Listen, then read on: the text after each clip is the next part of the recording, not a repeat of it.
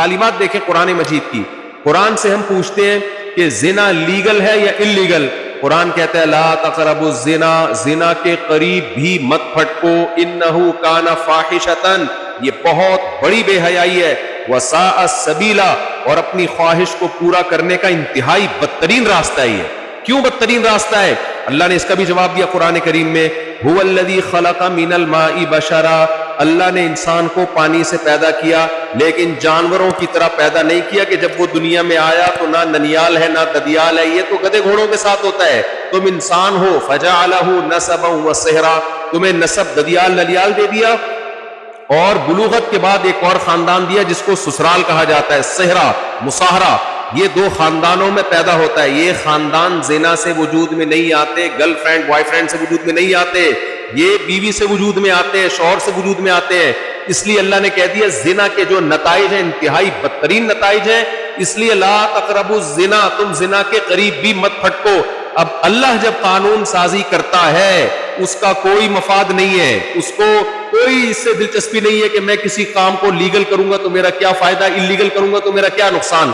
دنیا جب قانون سازی کرتی ہے تو اس میں سب سے پہلے اپنے آپ کو سامنے رکھتی ہے. وہ اللہ نے شراب کے بارے میں حکم نازل کر دیا، انما الخمر والمیسر والانصاب والازلام رجس، شراب جوا پلید عمل ہے، غلیظ عمل ہے، صرف ناجائز نہیں ہے، انتہائی غلیظ. کل دیکھیں اللہ یہ بھی کہہ سکتا ہے اللہ حرام ہے، اللہ نے پلید کہہ کے نا گھن آتی ہے انسان کو گندگی سے، گوں ہے، گوبر ہے، یہ اس کے قریب مت جاؤ.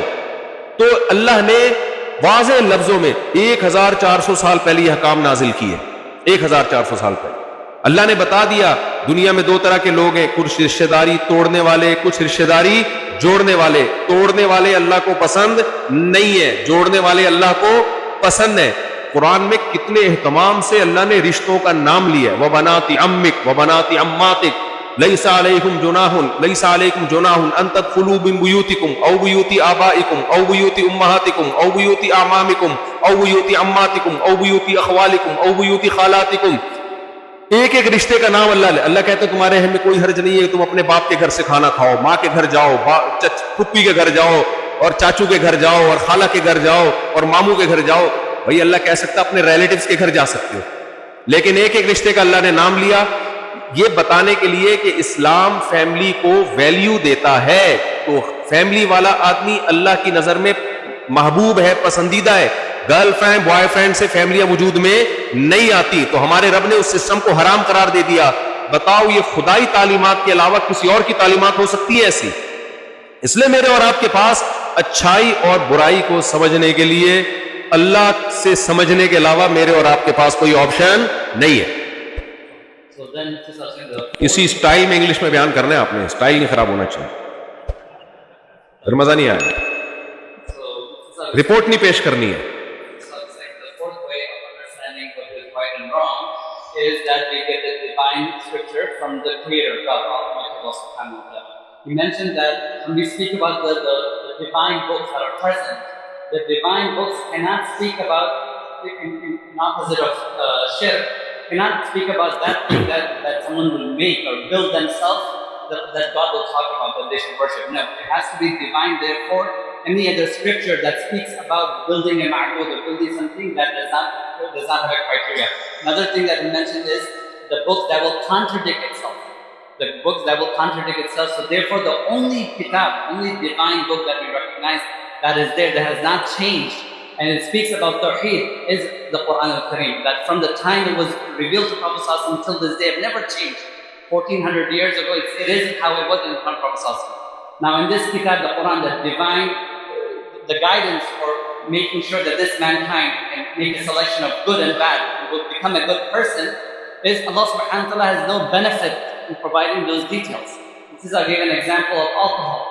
But so Allah subhanahu wa ta'ala has made example that this is not this haram, but this is khabith, khaba'ith.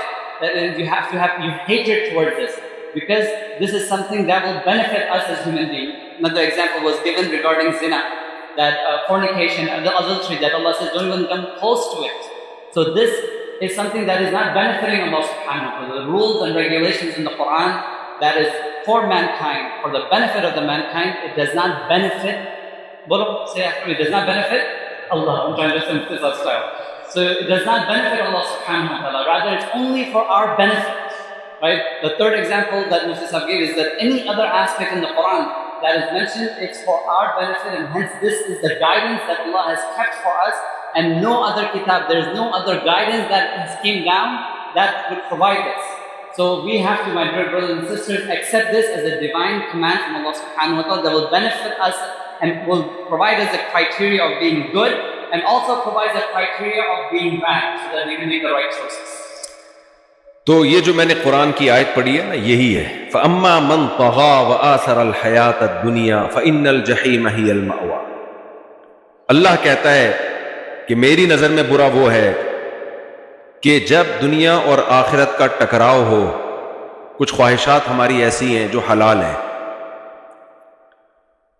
ہم کھانا کھاتے ہیں، ٹریولنگ کرتے ہیں، اور دنیا کی بہت ساری لذتوں سے ہم فائدہ اٹھاتے ہیں، ہمارے رب نے ان کو ہمارے لیے حلال قرار دیا، اس میں کوئی مواخذہ نہیں ہے۔ قُلْ مَنْ حَرَّمَ زِينَةَ اللَّهِ الَّتِي أَخْرَجَ لِعِبَادِهِ وَالطَّيِّبَاتِ مِنَ الرِّزْقِ، کون ہے جس نے زینت کو حرام کر دیا اور پاکیزہ رزق کو کون حرام کرتا ہے؟ اللہ نے اس لیے کہا کہ آج بھی کچھ لوگ ہیں جو حرام کرتے ہیں، حلال چیزوں پہ بھی پابندیاں لگائی ہوئی انہوں نے، تو اللہ نے کہا یہ سب، لیکن پاکیزہ روزی ہونی چاہیے۔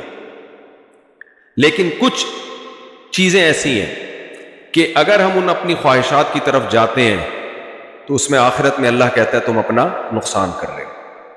تو جب ایسا ٹکراؤ ہوگا کہ دنیا اور آخرت کا ٹکراؤ ہوگا، تو جس نے دنیا کو سامنے رکھا اور آخرت کو خراب کر دیا، اس نے آپ کا زنا کرنے کا دل چاہتا ہے، لیکن یہ وہ خواہش ہے جس سے آخرت برباد ہوتی ہے۔ آپ چوری کا مال کھاتے ہو، یہ وہ خواہش ہے جس سے آخرت برباد ہوتی ہے۔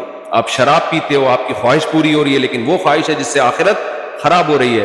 تو اللہ کہتا ہے جس نے دنیا کو ترجیح دی اور آخرت کو برباد کر دیا، تو آخرت میں میرے پاس اس کے لیے کوئی ٹھکانہ نہیں ہے۔ فَإِنَّ الْجَحِيمَ هِيَ الْمَأْوَىٰ، جہنم کی آگ اس کا ٹھکانہ ہے۔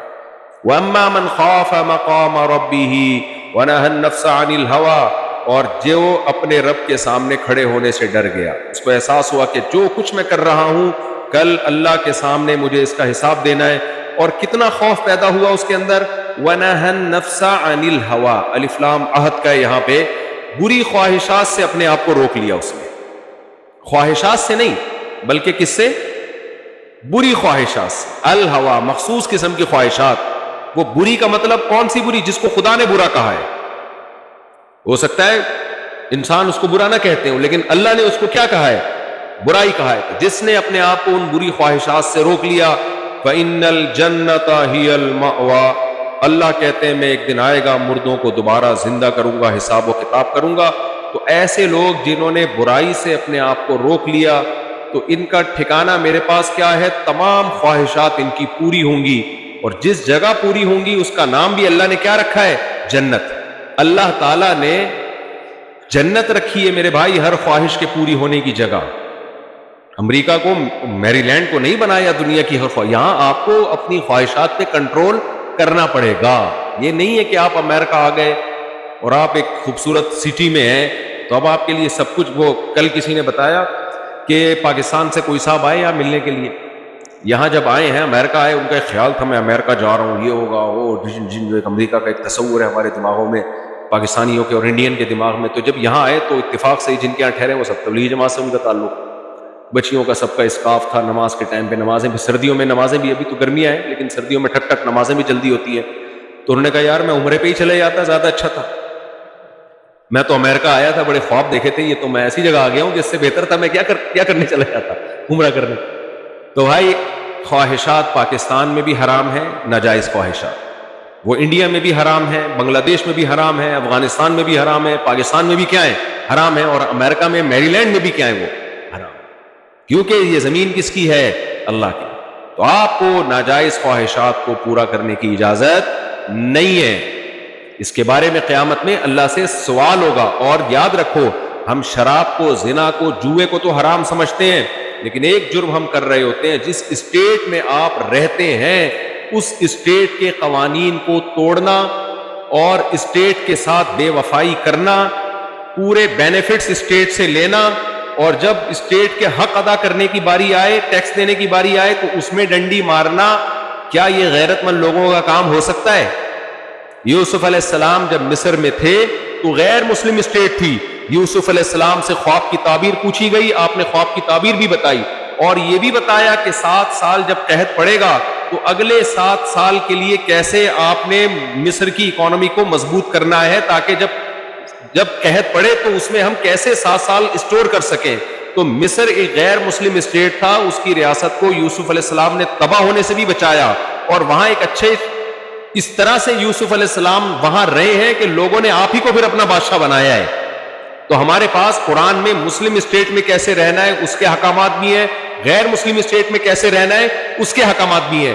اس کا خلاصہ یہ ہے کہ انسان کے بچے بن کے رہنا ہے یہاں بھی, چاہے جہاں بھی رہو. کیسے رہو گے آپ؟ انسان کے بچے بن کے رہو گے. جو آپ حقوق یہاں سے لے رہے ہو, کتنے دیکھو آپ کو کتنے رائٹس ہیں یہاں پہ, کتنے رائٹس ہیں. مسجدیں بنی ہوئی ہیں, مدارس بنے ہوئے ہیں.